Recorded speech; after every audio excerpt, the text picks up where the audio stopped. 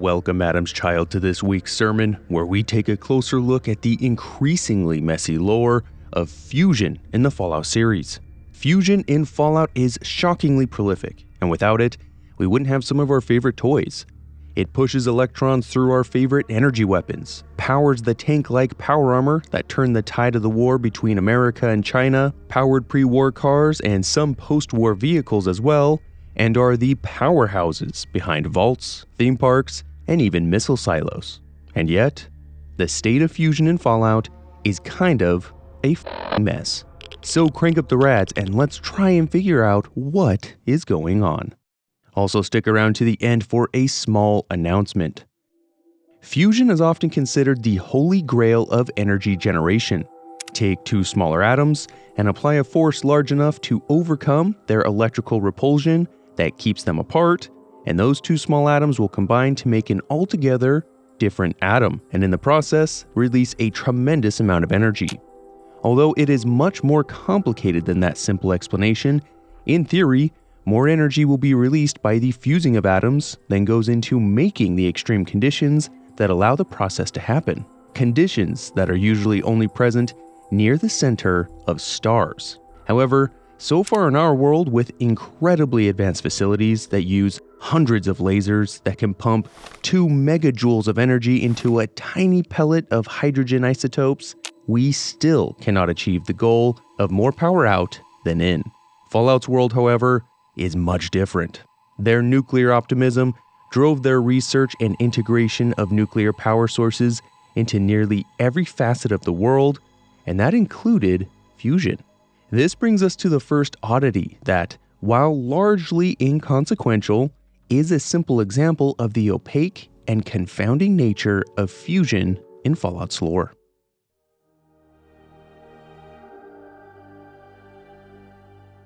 With how earth-shattering the invention of viable fusion power would be, somehow, we don't know when fusion power was actually created. We know some other dates related to fusion, but the record is notably silent on the breakthrough of working fusion itself. While not all that consequential, this simple point is symbolic for everything that will follow.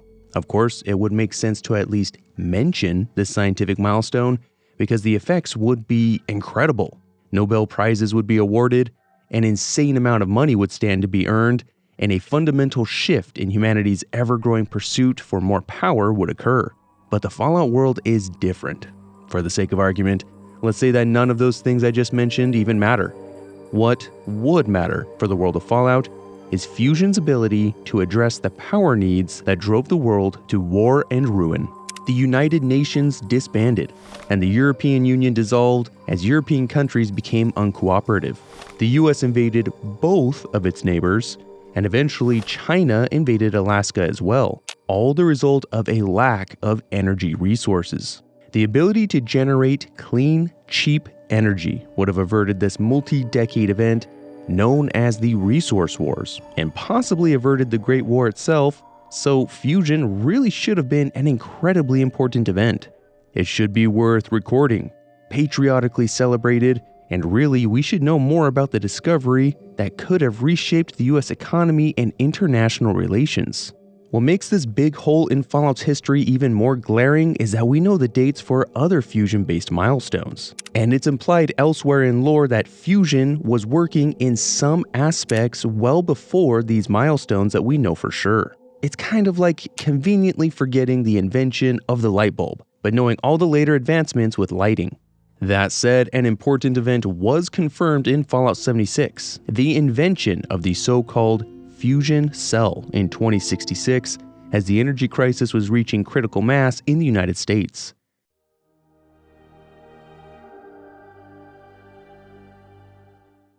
So, what's a fusion cell? In the early games, we had micro fusion cells which powered energy weapons and even a car, but later in Fallout 4, micro fusion cells were apparently replaced by the plainly named fusion cell, where they still power most energy weapons. It is obvious fusion cells and microfusion cells are the same thing because they look exactly the same and largely serve the same function. So fusion cells, which are synonymous with microfusion cells of the old games, were invented in 2066. And interestingly, this fact was actually first stated in the Fallout Bible. Despite the authoritative name, the Fallout Bible is not canon and was created in the early 2000s when only the first 3 games of the series, Fallout, Fallout 2, and Fallout Tactics, had been released. Despite its status as non-canon, the timeline that it lays out has an entry for the summer of 2066 that reads, "The first crewed fusion cell is unveiled as a side effect of the Power Armor project. Fusion power is quickly adopted nationwide, but incorporation into the infrastructure is slow and never reaches full adoption before the Great War." So the fusion cell from the Bible was something totally different from the fusion cell of Fallout 4 and 76, because at the time, fusion cells were just not a thing, but microfusion cells were. But this invention date, which only appeared in the Fallout Bible, was canonized anyway. And since fusion cells of later games are synonymous with microfusion cells, that means that the smallest form of fusion in the entire series, whether we call it a fusion cell or a microfusion cell, was invented in 2066. Okay, are you following? Is that as clear as toxic sludge? Good, because we are just getting started.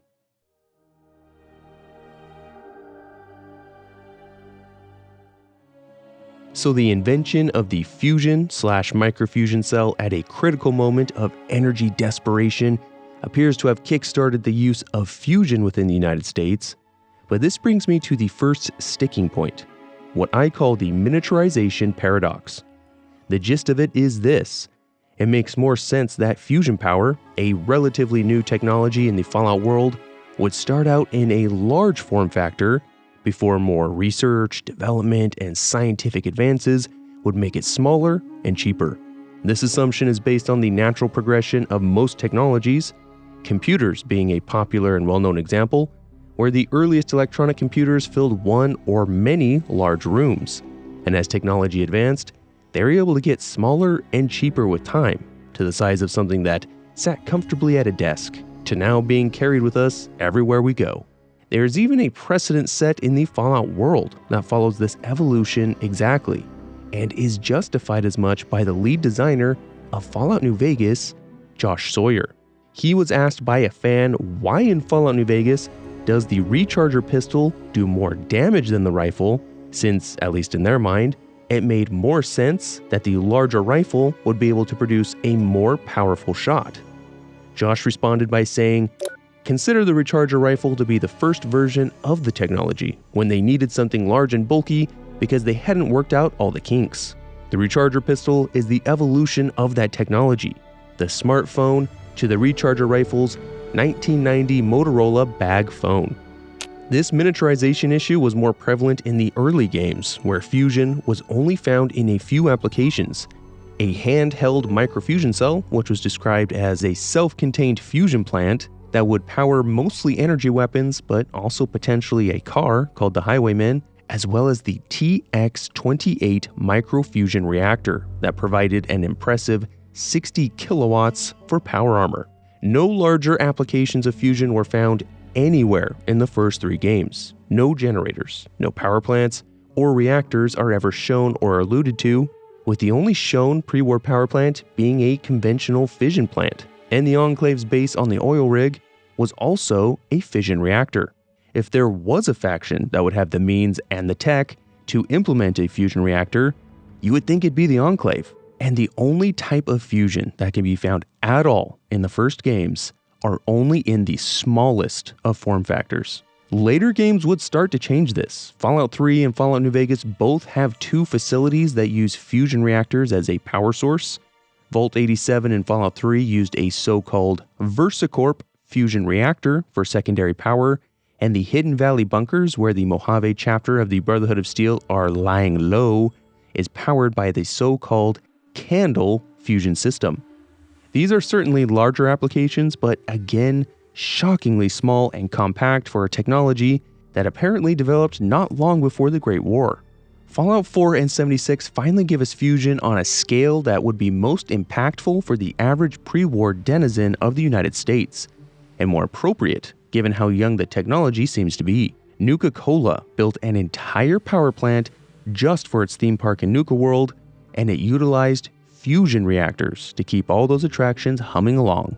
And the largest power provider in all of Boston would, at an admittedly very late date, as in only months before the Great War in 2077, also get their new fusion reactor stable and working.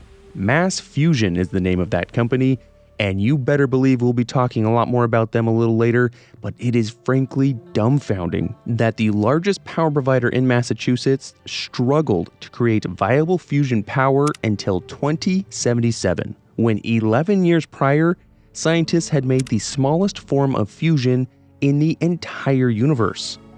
Fallout 76 was not shy in showing us vaults who ran entirely on fusion power, like Vault 94, and intercontinental ballistic missile silos that run solely off of in-house fusion reactors. But, surprisingly, none of the power plants that can be encountered in-game are fusion. Still though, we see a shift through the series, where fusion power started as only small and portable, later on becoming slightly larger, solutions that could power a whole bunker or a vault, to finally entire power plants and energy companies in Fallout 4. However, until we get more information about the history of fusion, we are still left in a rather unintuitive situation where it appears that scientists largely first created fusion, a process that requires temperatures around 100 million degrees Celsius and equally astronomical containment forces, in a device small enough that you can pull out of your pocket and load into a laser rifle, and only later would fusion be used in larger applications where industrial-sized machinery and cooling is involved. The thing is, I have very conveniently been leaving out a complicating factor in the story of fusion in Fallout, and it's for a good reason. One of the most contentious changes of Fallout 4, made to both the lore of the Fallout series as well as the mechanics of the games, has to do with the introduction of fusion cores.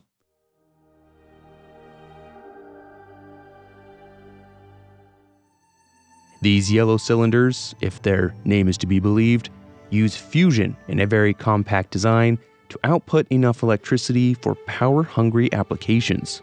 Preston Garvey, of all people, upon first meeting the player character, the sole survivor, explains that fusion cores are high-grade, long-term nuclear batteries that were used by the military and pre-war companies. Now, that description is pretty strange for what is supposed to be a contained fusion reaction, but Preston is not exactly an engineer or scientist, so maybe we can let that slide. Fusion cores are power sources for a number of objects. They can be put into generators that will generate electricity to power buildings or machines, or it can be used in 3 specific applications. Bethesda retconned how power armor is powered. In the earliest games, the TX-28 microfusion pack enabled power armor to run self-sustained for very long periods of time, giving them what is, functionally, an inexhaustible amount of energy, since players never have to refuel in the first 6 games, from the first Fallout up through Fallout New Vegas.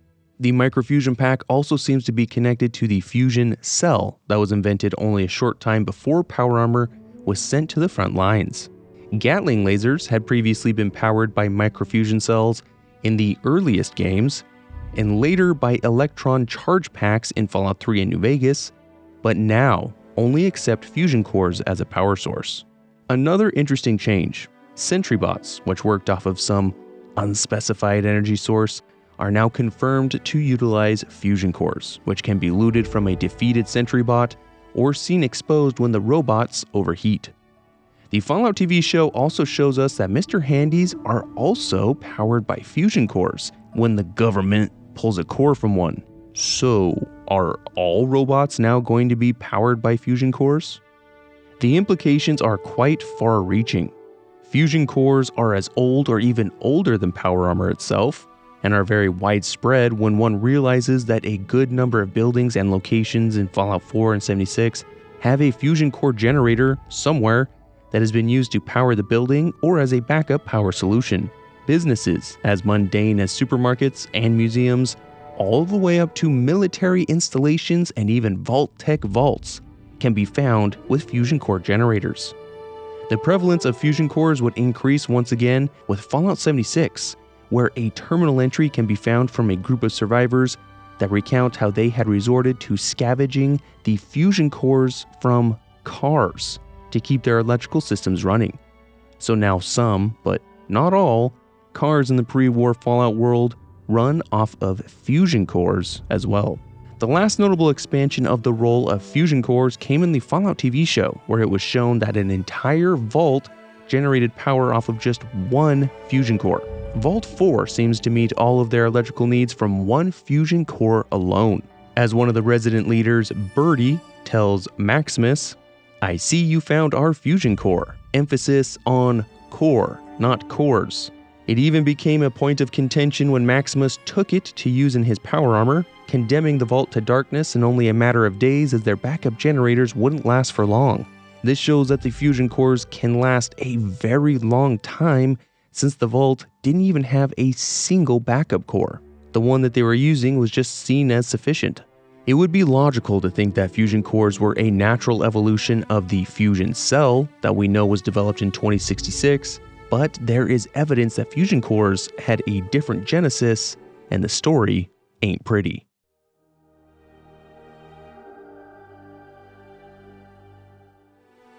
Mass Fusion, Boston's premier power provider that we spoke of earlier because they had for years been claiming to be generating clean fusion power, but were in reality using radiation-producing fission reactors. This company is important because if the Fallout 4 Vault Survivor's Guide is to be believed, Mass Fusion apparently built its empire on a line of fusion wells, engines, and cores. And did you catch the key word there? A line of fusion wells, engines, and cores. This sentence seems to confirm that fusion cores come from Mass Fusion, since it is never alluded to in-game at all who invented or manufactures fusion cores. But more critically, we know that all of Mass Fusion's electrical generation products are fission-based and not fusion. The so-called plutonium wells that can be found scattered throughout Boston, much as the name implies, were not using any sort of fusion technology, nor were so-called junction boxes that had been leaking radiation and getting people sick. We have no in-game record of them creating engines, but if, as Fallout 76 says, many cars use fusion cores, it would make sense that they manufacture them as well. But if Mass Fusion could not get real fusion to work until only a few months before the Great War, and had been lying for years claiming their fission products of different sizes and form factors were actually fusion, then there's just no way that fusion cores are actually fusion-based. How would it make sense that they could make handheld fusion in a core, but couldn't get that same technology to work in a slightly larger junction box, or the slightly larger wells, or the reactor in the basement of the Mass Fusion building? If they, for some reason, really could not scale up their fusion technology any larger, then why go through the whole charade and lie about how they generate power when they could just make networks or banks of fusion core generators and actually provide real fusion power? A counter-argument to that could be that they were at max capacity with fusion core generation, and the only way to meet energy demands and grow in market share was to rely on these other non-fusion methods. And I think that's a fair argument. But if they had created a sun in the palm of your hand, then why did they struggle to create an actual, honest-to-atom fusion reactor in the basement? I would argue that the simplest explanation is simply that fusion cores are not actually fusion-based, and rather, they are a fission technology being passed off as fusion like everything else Mass Fusion does. This could make sense since fusion cores can be detonated in-game in the exact same manner as a Fat Man with a mushroom cloud and everything. Additionally, compact fission-based electrical generation has already been established in Fallout 3 and New Vegas, powering robots, lights, and according to Fallout 76, some cars as well. So, if Mass Fusion, and by extension, all or some of the fusion cores in the games, are not actually fusion-based, what does this mean? It means that after the development of the fusion cell / microfusion cell in 2066, there were legitimate advancements in fusion that resulted in vault tech and military reactors that powered vaults, bunkers, and missile silos, as well as leading to the next big step in fusion technology, but we'll get to that in a moment. Simultaneously, all fusion cores, or at least those that were being produced by mass fusion, were being passed off as fusion while still being fission technology because they literally could not get fusion to work, but they didn't want to miss out on the earning potential. While this is just a theory, a fusion theory, it could explain why fusion cores seem to last such a short amount of time in Fallout 4 and to an extent Fallout 76 as well. If these fake fusion cores were powered by less potent fission technology, it could explain why the entirety of Vault 4 in the TV show could run comfortably off of one core, while at the same time, running for 10 minutes in power armor using a Commonwealth core is enough to completely deplete it in-game. That said, it is dangerous business basing things off of in-game mechanics, as it is often tweaked for balance and not logic or lore uniformity. So, while fusion cores may represent one of the biggest scams being pulled on the American public, actual progress in fusion never ceased because in the years before the Great War in 2077, breakthroughs were occurring in cold fusion.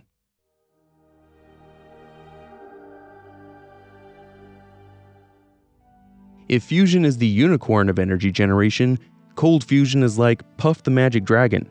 Everyone likes it and wants it, but it's a pipe dream. However, not in Fallout. Cold fusion follows the same theoretical framework as fusion. We extract energy from smaller atoms, combining into larger ones, but now it's accomplished without face-melting temperatures, theoretically making it easier and cheaper to integrate into all sorts of stuff.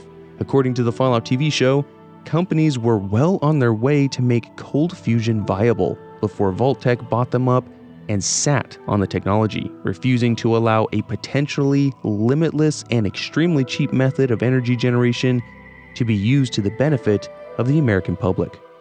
A particularly upset researcher known as Miss Williams in the pre-war made it her mission to agitate against Vault-Tec and the disproportionate power they held over the US public and government, thereby hopefully forcing Vault-Tec into releasing her research. Although she was ultimately unsuccessful by the time the bombs dropped on October 23, 2077, Vault-Tec was actually not merely sitting on the technology like she supposed. The Garden of Eden Creation Kit is an extremely compact terraforming device that was purpose-built to make a hostile, irradiated post-war tract of land capable of sustaining life and growing crops, enabling post-war survivors to reclaim the land and start anew. This little briefcase-born miracle can apparently do it all, and that is because it runs off of cold fusion. A brilliant scientist known as Stanislaus Braun was the man responsible for the invention of the GECK in the lead up to the Cold War, and GECKs were distributed to a number of Vault-Tec vaults like Vault 87 and 94. So Vault-Tec didn't simply sit on cold fusion, they were able to make it viable and integrate it into one of the most incredible pieces of pre-war technology ever devised. This isn't all just marketing hype either, because Shady Sands, the cradle of the mighty NCR, got its start due to a GECK making farming possible, and Vault City, a very well-off and influential city in Fallout 2, was also given a head start because of their GECK. That makes it all the stranger that cold fusion in the post-war period is a seemingly unattainable goal, because the tech has already been developed and demonstrated through admittedly a very narrow spectrum. An Enclave scientist, Siggy Wilzig, had apparently been working on some of Vault-Tec's cold fusion technology because the artifact itself has Vault-Tec labeled on the outside, and a Vault-Tec authorization code is needed to even activate it. It stands to reason that the Enclave would stand to benefit tremendously from a plentiful source of energy that would come from cold fusion, but if the Enclave had access to pre-war Vault-Tec technology, why did it take so long to develop? And why wasn't it a higher priority than presumably one scientist in his office? Obviously, the GECK successfully used the technology, so it would just be a matter of adapting that methodology to a larger application, one that could potentially power entire cities. This once again falls into the miniaturization problem with normal fusion as well. Why is the Fallout universe constantly inventing breakthrough technology in the smallest form factor possible, but then they struggle for decades or longer to scale it up? It just seems to defy intuition. In a supreme twist of irony, The Institute, a very advanced faction on the East Coast, had determined that cold fusion is and always will be a pipe dream. These guys created synthetic organics that perfectly mimic real humans and animals. They have working teleportation, and not even they thought cold fusion was possible. Speaking of the Institute, they are a good example of post-war research and development into fusion, which is surprisingly, or maybe not surprisingly, prevalent. The Institute, for their part, appear to have also struggled to get their new fusion reactor working, or at least we can infer that it's fusion-based because they rely on the key piece of technology that finally made mass fusion's reactor work, a beryllium agitator. I feel like a broken record at this point, but why is it so difficult to get these large-scale reactors going when there are more than enough examples of fusion that you can just find laying around the world? Reverse engineer that stuff. Dr. Madison Lee, who was working at the Institute at the time of Fallout 4, was working 10 years prior in Rivet City, where she and her fellow scientists were working on, quote, portable fusion power, which is like the single most common form of fusion in the entire series. But I digress. Considering all these scientists and advanced factions seem to be struggling with fusion, the Brotherhood of Steel just ripped out an old fusion reactor from a derelict aircraft carrier in DC and put it in their shiny new murder balloon, the Pridwin. And guess what? It just works. But maybe fusion really does work differently in the Fallout universe, because there are a number of times when fusion does not really act like what we would expect.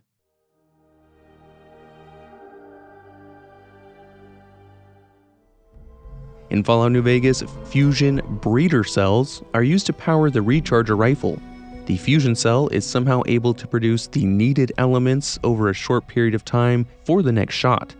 Breeder reactors are indeed a thing, but they are fission-based reactors, where they produce more fissile material than they consume during their operation. In April of 2077, only months before the Great War, the Nuka World power plant suffered a partial meltdown that was quickly covered up, but the fusion process cannot melt down like conventional fission solutions. The way the two processes work to extract energy is so different that there cannot be a runaway chain reaction that causes damage, so a meltdown is just not possible. In the missile silos in Fallout 76, radioactive leaks need to be patched up, but the only radiation involved with fusion should be the radioactive tritium fuel, which should stay in the reactor where it has to, react, and some incident radiation during the fusion reaction, various forms of electromagnetic waves. So radioactive waste or coolant is just not a thing. I'm starting to doubt fusion is even a real thing at all in the Fallout universe. It almost seems like one big conspiracy. Maybe some of this fusion tech TM is a marketing stunt, using fusion in the name to make customers think that they are buying something powered by fusion, but it's still just a name. Something similar to the Corvega Atomic V8. These cars are powered by fission or fusion, yet they are using names associated with internal combustion engines in their marketing. Unfortunately, it seems like each time we get more lore added to the body of Fallout, we answer some questions, but so many new ones are also created. We don't know when fusion was first successfully tested. Normal fusion and cold fusion both seem easier to make work in super small portable applications, and then take tremendous research to work in a large form factor. Fusion cores might not even be fusion at all, but a continuing fission scam perpetuated by mass fusion. By Fallout 5, fusion cores are going to power basically everything that needs electricity. Microfusion cells never really existed. Fusion is so similar to fission in how it works and its effects that I don't even know if it's actually fusion anymore, and the smartest people in the post-war can barely get any of it to work. Thank you for joining me on my fusion-induced existential crisis. What do you think of the state of fusion in the Fallout universe? Is there anything I failed to mention that you think I should have covered? If you get anything from my inane sermons and would like to show your appreciation, you can do that however you see fit. And there's also the new option of buying something from my merch store. I am looking to actively expand what's offered, and you can always join my Discord to pitch ideas and preferences. It's all welcome. You can also join the ranks of those you see on screen now on Patreon or YouTube. Big welcome to Nathaniel Joling on Patreon and Switchblade on YouTube. I am truly humbled by all those that enjoy my work enough to give a little extra, and I am definitely putting in a good word to Adam. Of course, special thanks to my top tier patrons, Acrid B, Gardner Minshew Simp, Dami Double, Tapey Papey, Juan Vader, The Breadman, Tyler Eaton, Owen Balzer, and 94, Tessa Storm, Unky Nick, TSK Lego, Joseph Winkler, Shallowfire13, and Nathaniel Joling. Thanks for being here. Remember that you have great worth in the eyes of Adam. Always walk in his holy glow, and I will see you soon.